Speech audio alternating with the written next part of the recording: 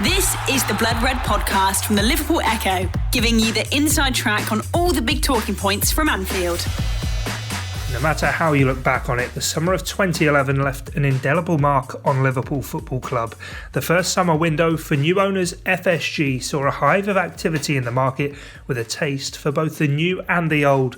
With club legend Sir Kenny Dalglish at the helm, another former Reds forward returned, with Craig Bellamy rejoining from Man City, while the arrival of a 21-year-old Jordan Henderson from Sunderland perhaps offered an insight into the direction the Reds were now heading.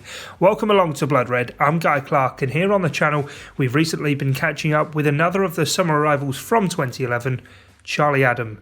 Coming up over the next 20 minutes or so, we'll talk to him about his move to Anfield, playing under Sir Kenny Dalglish, as well as his views on a couple of those in the current squad. That of course includes his views on Jordan Henderson, as well as his former Scotland teammate Andy Robertson, before telling us what it'd mean to see the Reds end their 30-year wait for a league title. All that's left for me to say though is enjoy. The Blood Red podcast from the Liverpool Echo. Charlie, thanks a lot for your time and thanks for joining us here on the Blood Red channel. It's best part of a decade since you signed for Liverpool. It must sort of feel like yesterday, I suppose, since you first walked through the doors at Melwood, and I can't believe sort of how quickly that time's gone ever since. No, listen, when the first time of the whole speculation started and when I was going to come to Liverpool, it's just gone so quick. And the club has progressed so much in the last 10 years, and winning Champions League and being so close to winning the Premier League. It's a phenomenal turnaround, and it's just, like I say, it's gone so quick, but something I'd never ever change. No, like you say, some of you arrived at the club was very early days of the American ownership, and now you look at where the club is from there. It does seem sort of unbelievable how far the club, in the space of that decade or so, have been able to kick on. Yeah, it's obviously Liverpool Football Club. Its past history speaks for itself. But I think in the last 4 years since Jorgen's taken over, he's taken the club back to the old Liverpool. Being one of the big guns in Europe, competing for the Champions League. Obviously, looks like they're going to win the first title in 30 years. So it's a tremendous achievement. But also, the way the club changed, building a new stand and the owners funding that, and I just think that the owners have done an incredible job for this day and age, and what they've spent and the whole value of what other clubs have spent. It's an amazing job, and let's say they're a club that's on the up, and possibly can dominate for the next few years. Is that where you see, obviously, Liverpool now heading? Because you mentioned Liverpool of old. When you arrived at the club, it was under Kenny Dalglish. He was the man at the helm at the time. And, of course, he represents so much of what's great of Liverpool's past. But it does feel as though now that the club is on the verge of getting back to where they were in their heyday in the 70s and 80s. Yeah, absolutely. And I think, one of the big things for Jorgen's thing under the reign was that you were never allowed to touch the sign until you actually win a trophy.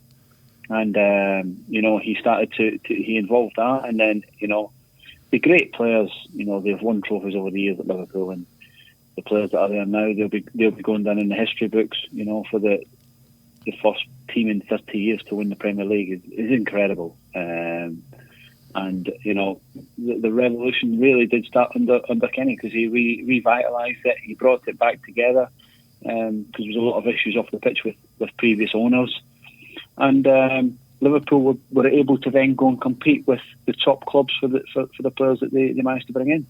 One of the guys who was signed during the same summer as you, still there now, wearing the captain's armband, is Jordan Henderson. I suppose in many ways he typifies that whole period, really, coming in, things beginning to sort of change, and he's been there through, I suppose, difficult and testing times for he personally and for Liverpool as a club, and now he's the man wearing the armband, personifying what it's all about. Absolutely. He came in, he was a young kid coming in from Sunderland, was playing probably out of position, difficult for him to get into the central midfield position, but as time grew and the importance that he become in the club, that evolved over the years, and he's a mainstay in the team now. Obviously he's the captain, but I think Liverpool are a very different team when he doesn't play. There's, the dynamics of the team when he plays are different, and he's one where he's very underrated. I think for me personally, I think he could be, Player of the Year. I think, and that's how much of an influence he has in the team. You talk about your Kevin De Bruyne, you talk about Harry Kane. Jordan Henderson, an individual, is that's what he's like at Liverpool. He sets the tone, he sets the markers for everybody else to then be able to go and play. And he's been terrific over the past few years, and grown into being Liverpool captain. Did you see this level of hunger in him? There's been tales of him on the training ground when at Sunderland having to be pulled off because he was trying so hard in training. Did you see the work he was putting in, day out, even during your time at Liverpool, and sort of envisaging the example he could now be setting to the younger players in the team as he does? Did I envision Jordan Henderson winning the European Cup as Liverpool captain? Probably not, but how things have changed and how comfortable you become in a role and you become into a new club. He was a young lad starting out from Sunderland, coming to Liverpool. It was difficult. But over the seasons and each season he's got better and better. And, he's playing his best football this season that he's probably ever played. And, he's worked his way into the role. And, he's a terrific role model for young kids, for the Liverpool Football Club, on and off the pitch. You never see him in the press for anything wrong. He's a well-respected, manable person, and I think he's just, you could put him up there with the Liverpool great captains over the years. And I suppose he's not had it easy in terms of even the relationship he's had from certain sections of the fan base or fans, even not of Liverpool Football Club, in, I suppose, deriding him to an extent, yet he's shown that mental toughness. You say he's never in the press. He does keep himself to himself to ensure that season on season he's getting better. And I suppose he shows almost a bit like how Anfield is a great cauldron of noise when things are going well for Liverpool. When things aren't going so great, it can be difficult. But he's got that steely determination to make sure that he's going to drag the side through and make sure that Liverpool are where they want to be. Well, the great captains over the years have been that. They've dragged Liverpool through the mire. When it was low, the great captains, the Gerrards and soon these people, they're the ones that Phil Neal. They're the ones that take responsibility, and he's taken responsibility. There's a lot of added pressure on being the captain of Liverpool Football Club, and I think he's accepted the role very well. He's taken it, in his stride, and the performance that he's producing is incredible. But it's just a position that he takes very, very seriously, and he's getting the rewards for that. He had a difficult time at the start, and you need mental strength. And when you play at the top level, you need an inner confidence, but also you need to have a mental state that if you do have a bad game, you can't get bogged down in what people are saying and whatever. You've got to just brush it off and go again. And he's done that for a number of years now, and he's been terrific. And you say you should be sort of in the conversation for sort of Player of the Year, and just from the player's mindset of yourself, we speak so much about his mentality and how he leads the club, but even his technical prowess, I suppose, in many respects, you have to have been in that position as yourself, as a player yourself, to just understand how easily he can flip and change from the different roles and positions he's asked to play by the manager.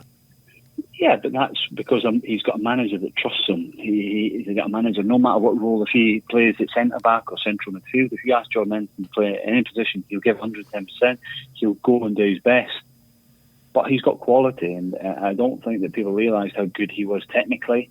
But also, the way Liverpool play suits Jordan Henderson, the tempo of the way they want to go and get after teams and how they set up, and how he wants to learn from the best players. And it's down to him, and it's a dedication, his attitude to wanting to be the best player possible.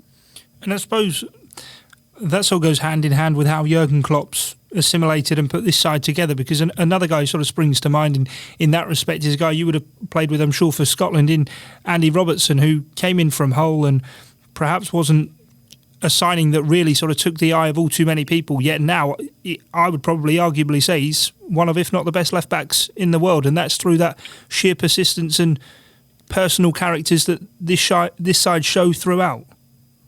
He's always had the quality. His pathway into Liverpool is very unique. From playing Queen's Park part-time and Dundee United and going to Hull. I told Stoke to sign him when he was at Hull. Obviously, when they had the relegation clause was about 8 million, and I said that they should take him. Never took him, and look where it's going. But he's a great player. He's improved. He's the best left back in the world for me personally. I think he is. I think Liverpool have got three out of four best defenders in the world, and Trent Alexander, Virgil van Dijk, and Robertson. I think they're that good, and his pathway has just been incredible. But it's the determination to get there, but also when you're there, it's staying there. And he's, his games, his numbers are incredible for Liverpool, and that is down to his mentality, his attitude, and how he wants to play, and listening and learning to the coach and to the manager. And he's been phenomenal for Liverpool. And we all from the outside sit back and say, the title race is done. At the head of this last game week, it was 16 points, the gap to Manchester City in second place, but none of the guys in the camp are going to say it's done. And I suppose it does come back to that, just the uniqueness of the situation Liverpool are in to end this 30-year wait for a league title. The players seem as though they're enjoying it when they're playing, but they're not going to get carried away and sort of start shouting the odds externally. Absolutely not. The top teams don't do that.